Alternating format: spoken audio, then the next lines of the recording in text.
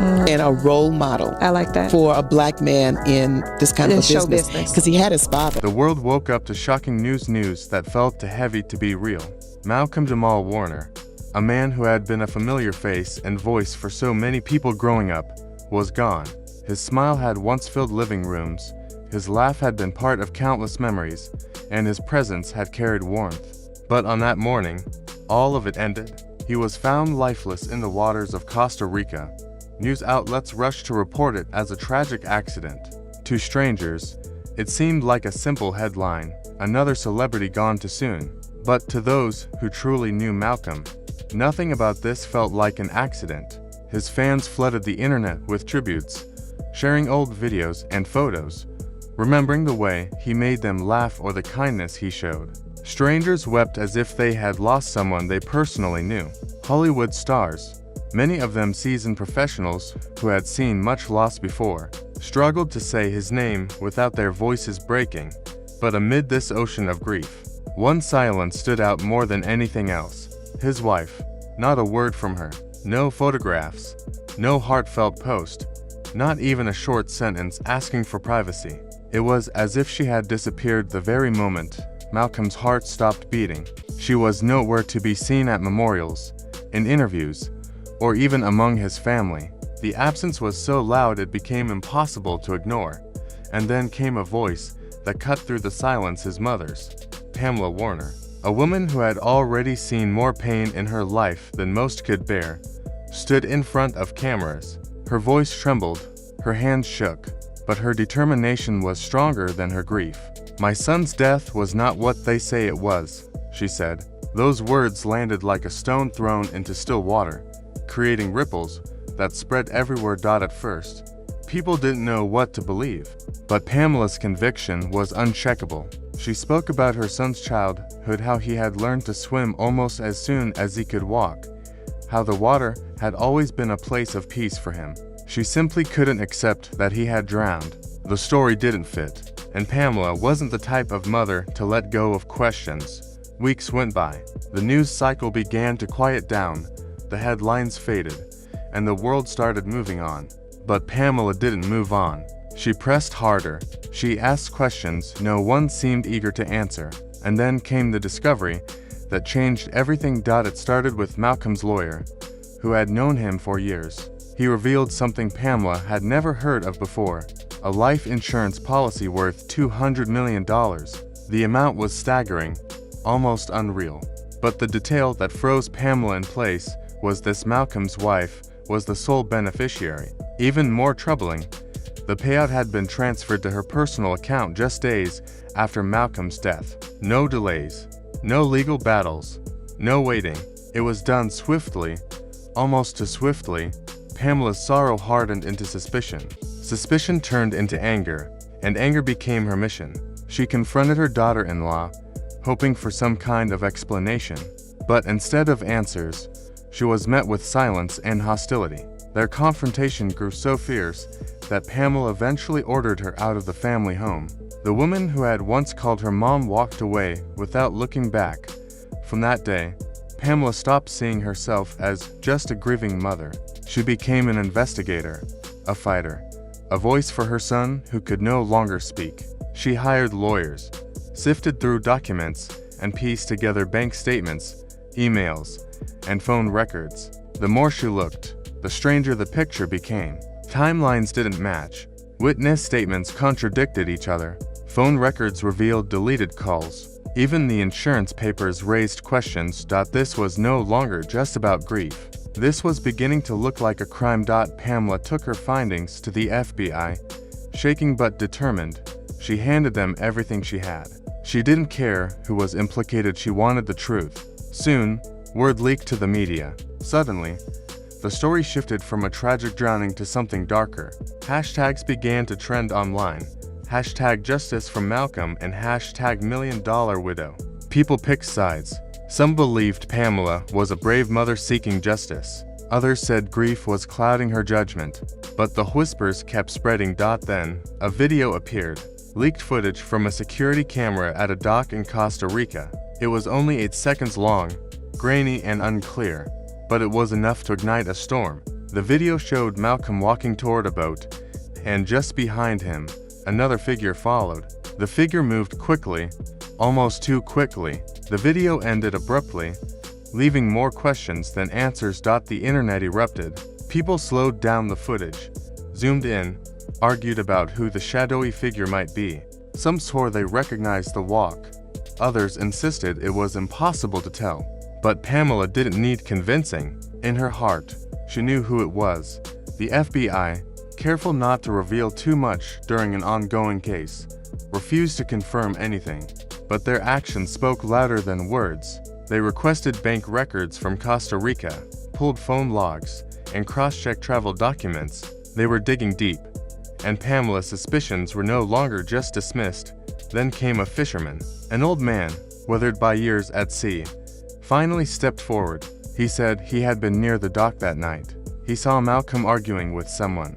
He couldn't hear the words, but the tones were sharp, gestures wild. Then came a loud splash, the sound of something heavy hitting the water. He didn't jump, the fisherman said. He went in wrong.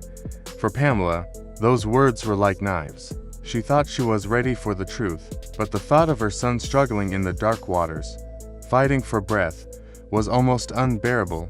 Meanwhile, Malcolm's wife remained silent. She gave no interviews, made no appearances, not even a lawyer's statement. But behind that silence, her financial trail told its own story. New properties in different countries, luxury cars, offshore accounts receiving quiet transfers, all pointing toward a life being rebuilt with the money left behind. Pamela's legal team leaked what they could. Public opinion turned harsh. The woman who had once been seen as a grieving widow was now viewed with suspicion, labeled the $1 million widow. Social media was ruthless, full of anger and speculation. Yet behind the headlines, Pamela was still a mother at her kitchen table, staring at photographs of her son. She replayed his old voicemails, just to hear his laugh. Every replay strengthened her resolve.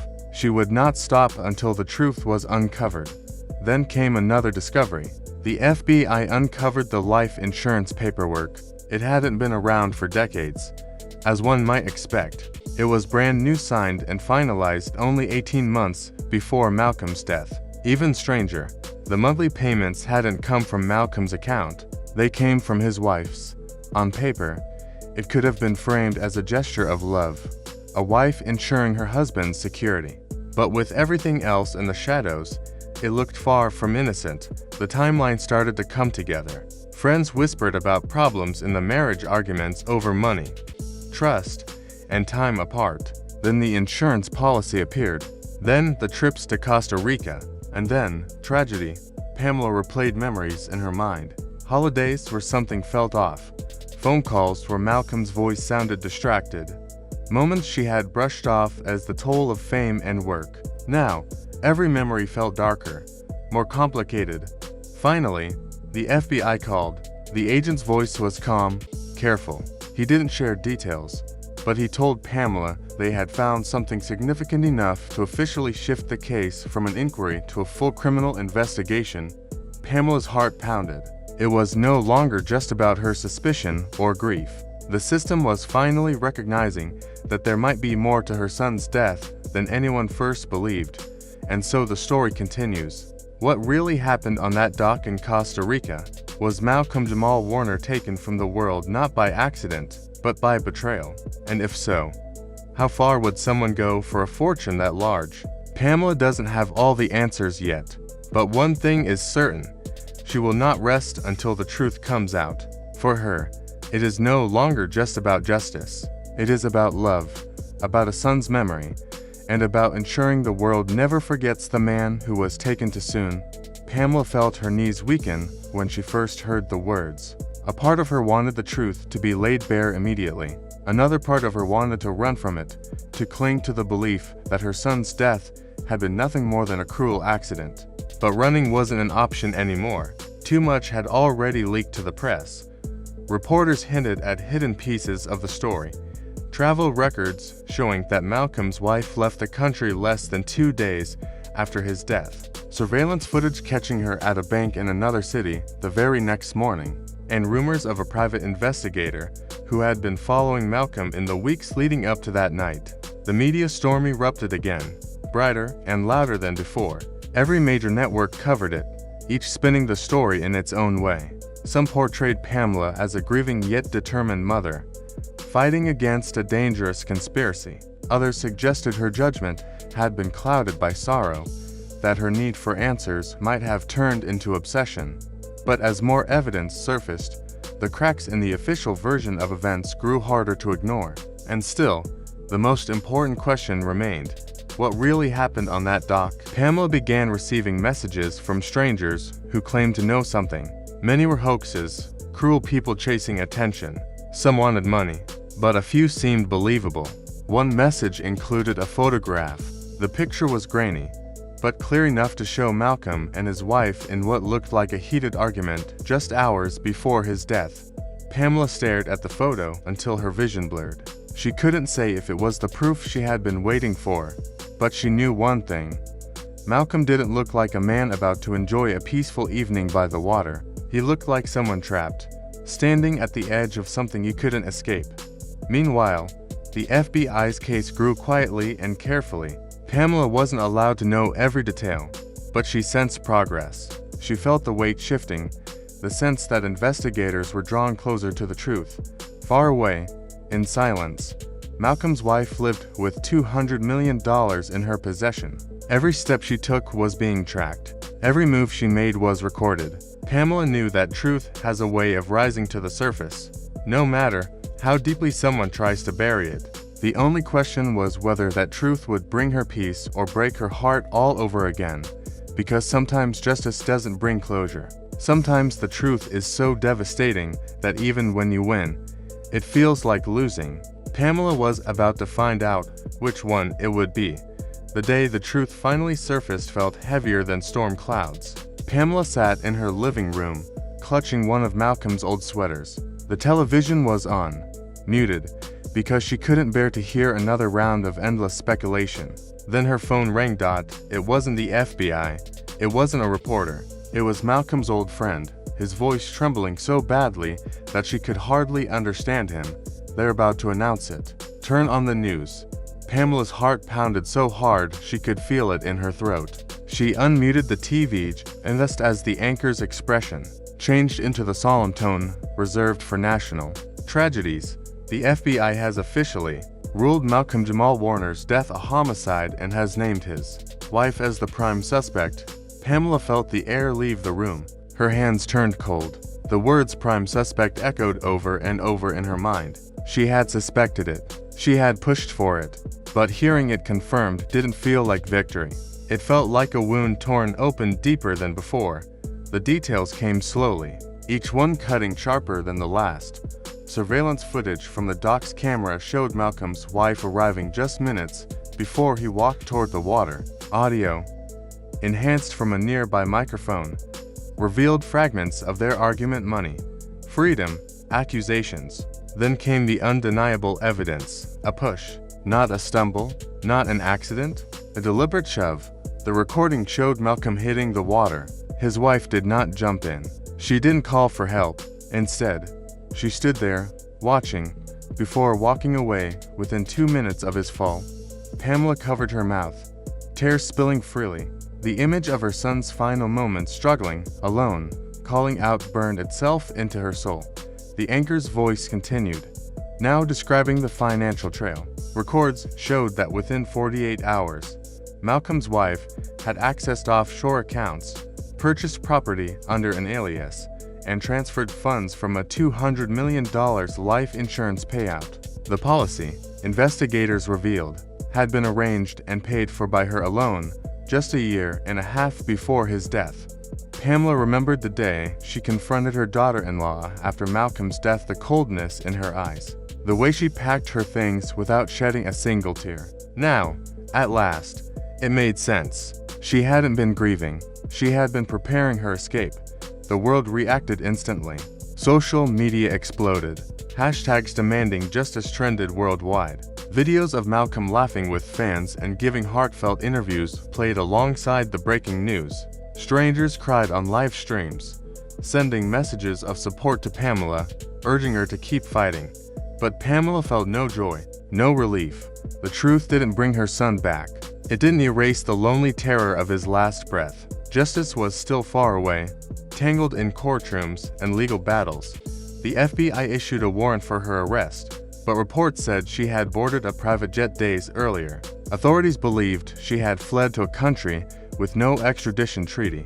With $200 million at her disposal, she could stay hidden for years.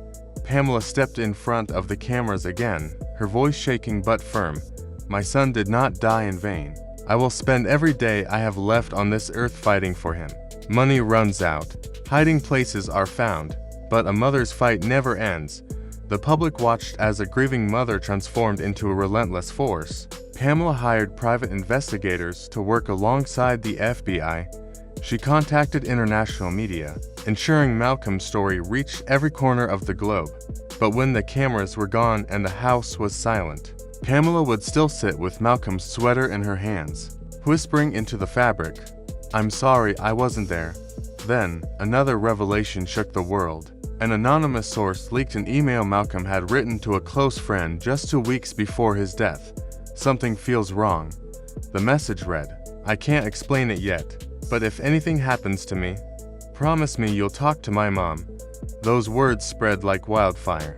They were printed on posters at vigils, shared endlessly online, and held up at rallies. It was no longer just Pamela's fight. It had become a movement. Months later, a tip surfaced from Eastern Europe. A woman matching the suspect's description had been seen living in a luxury villa, heavily guarded and hidden from the public eye. The FBI wouldn't confirm or deny it, but Pamela knew in her heart it was her. What had once been dismissed as the desperate ramblings of a grief-stricken mother was now undeniable truth. The dock in Costa Rica became a memorial. Fans traveled from all over the world to leave flowers, candles, and letters. Some said they could feel Malcolm's spirit in the breeze, a warmth that lingered in the air. Others simply wept, unable to understand how someone so full of life could be taken so violently. Every year, Pamela returns. She stands at the spot where Malcolm fell, staring at the endless water. She tells him about the progress in the case, about the strangers who continue to fight for him, about the love that has not faded. Then she walks away, because she knows she cannot stand there forever, not while the woman who took him still walks free. Malcolm's story is no longer just a tragedy. It is a rallying cry, a reminder that behind headlines are real people, broken families, and mothers who refuse to surrender. Somewhere out there, the woman who pushed him still runs. And somewhere else, Pamela is still chasing her, not with weapons, but with truth. And when the day comes that they finally meet face to face, the world will be watching. This isn't just another headline. This isn't another story that fades away. It is a mother's battle, a son's stolen future, a $200 million secret that someone thought would remain hidden at the bottom of the ocean. But it hasn't stayed hidden. It won't. Not while people continue to share Malcolm's story. The woman who took his life is still free. And every day she breathes air outside prison walls is another day justice is denied. Pamela keeps fighting. She chases leads. She speaks to the FBI. She pushes Malcolm's story into every corner of the world. But she cannot do it alone. She needs an army. She needs us. Share Malcolm's name. Share his smile. Share the truth that others tried to bury. Post his story. Flood the internet. Make sure that, when the guilty look online, all they see is his face staring back at them, a face they can never escape. We owe Malcolm more than memories. We owe him justice. We owe him the ending he deserved, where love defeats greed and truth defeats lies. Don't let this fade. Don't scroll past and forget. Stand with Pamela. Stand with every parent who has buried a child and still has to fight for justice. Because when justice finally comes, and it will come, you'll be able to say, "I was part of the fight." Malcolm's story ain't over. Together, we can finish it.